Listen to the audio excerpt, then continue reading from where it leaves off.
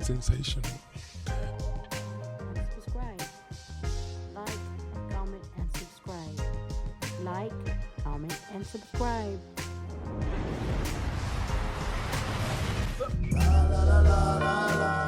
Can have a girl that is just a friend. No, listen. Listen.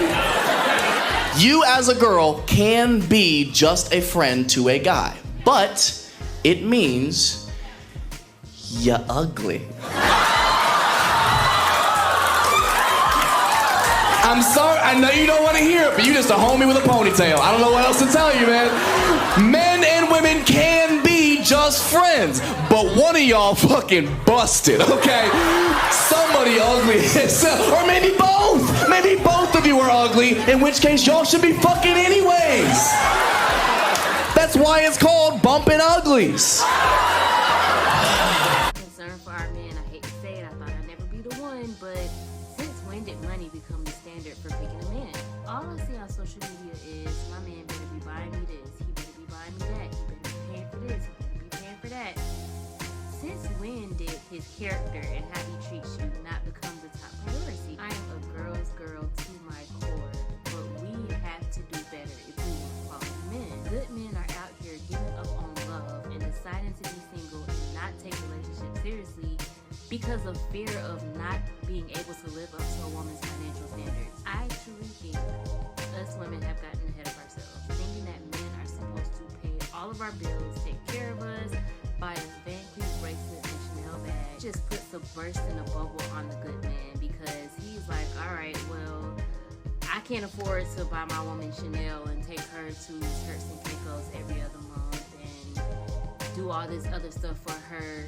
I'm a normal guy, and so I guess I need to be single because these women out here they're not looking for what I'm trying to give, which is true love and an honest living. And I just think that women have to change their thought process. It's not about what a man can do for you, but it's about who is that man to you.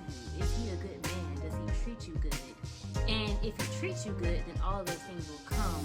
But why is money the first thing that we're looking at and then everything else comes after?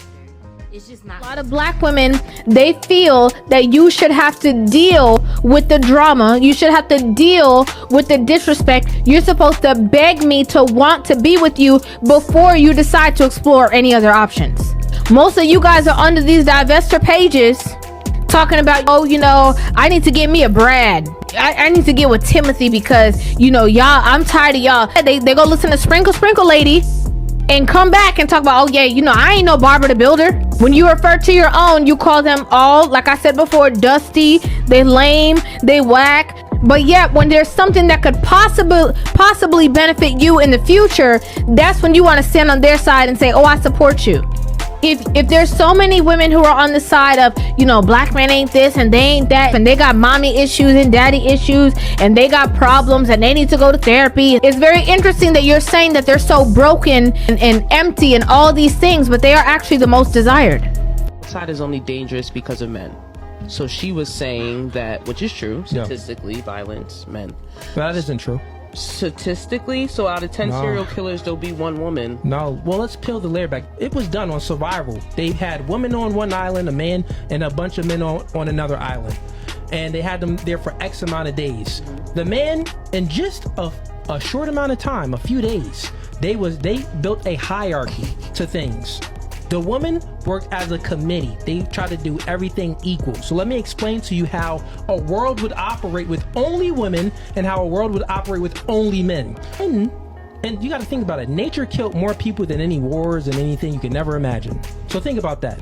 And men, we built infrastructure to protect the woman from nature. We build houses and stuff like that to protect the woman. We give you this comfortability for you. In a world that men do bad things. And men like us, we hold those men accountable. We tell those men, stop being emotional. As soon as I get done with the black America, watch out, modern feminists, because I'm coming for you. It's gotten ridiculous. Feminism has been radicalized, okay? Make no mistake. This is not the feminism that appeared in the 19th century when women had actual issues and we weren't allowed to vote and we did not have equality in society. This is not what this is, okay? Feminism today is a means to demonize men. It has nothing to do with women, actually. It has everything to do with men, right? It is the practice that women are victims, and it is the practice that women can use their victimhood to take down men. There is something extremely wrong with modern feminism, the people that are leading it, and make no question, if the idea is only to attack men, this entire movement is actually about men and not women. Why is it nowadays that so many women only love men under conditions while they expect the men that they're going after to love them unconditionally? Let me explain. Women expect men to come to the table with a good job, good finances, emotionally available, emotionally in tune. They want them to be their mechanic, their plumber, their electrician, their therapist. They want them to be their best friend. They want them to be honest. They want them to show up 24/7. But women, on the other hand, want to be accepted for exactly who they are. Their mood swings, their hormones, their ups and downs, their chaos. They want to be loved for having 3 degrees, starting small businesses, being a boss-ass bitch. She never has to change, by the way. If anything goes wrong in the relationship, he's expected to change. And the reality is that these types of women only think about me, and these men are always thinking about we. These types of men will make sure that these women are good. They will make sure that they're well taken care of. They will be the therapist, the mechanic, the fixer-upper, the person that puts in the effort into a relationship, all while simultaneously hearing that what he's doing is not good enough, and that she only loves him based on the amount of money or what he can provide. Most women today aren't healed from their trauma. They blame everything on their exes. They blame their poor behavior on things they did in the past, and they never really live in the moment because they're too busy comparing their lives to Susie Q on the internet, who just got engaged or is starting a new life. These women could have the exact expectations and standards that they are looking for, but they're so unhealed that they can't even accept a good man, even if it slapped them in the face. They come with their bad attitude, their minimum wage job, $20,000 in debt, nothing to really offer but a good body, and yet they're preaching on the internet, where have all the good men gone? And my question is, when was the last time you asked him if he was good? When was the last time that you checked up on your man? When was the last time you planned a date? When was the last time you went out of your way to plan something that was even remotely thoughtful other than a cooked meal? When was the last time you thought about we instead of me? When was the last time you checked on his mental health and what he needed in a relationship? When was the last time you made him feel worth a damn? When was the last time you put in the exact same effort that he's giving without needing the validation of social media and recording it? When was the last time you treated him like a king when he treated you like a queen? Okay, bye. This girl understands the privilege we have to live in America. I'm Middle Eastern. Okay, in Iran, women will get arrested, killed, attacked, beat just for showing their hair. To me, that is oppression.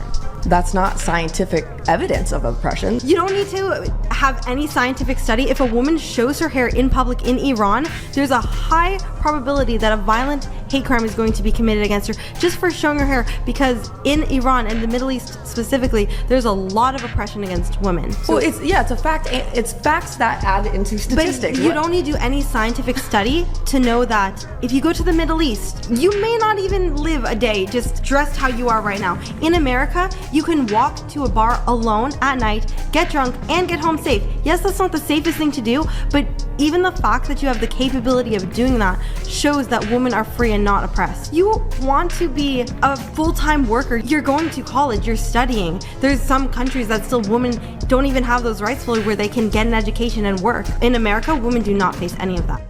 I'm gonna give you another mistake black women make. Wanting black men to come to the relationship table having already achieved success. One of the biggest advantages the snow bunnies have on our women is snow bunnies will find a dusty brother and see his skill, his talent, you feel me? Yeah. Invest in him, and by the time he become a multi-millionaire at 35, she been with him the whole walk. A lot of sisters are not going to do that. They're not going to find a dusty brother in his senior year or dusty brother in the community, but you see he got this business idea. She like, nah, come back and see me when it's up and running. I don't think this ever gonna happen.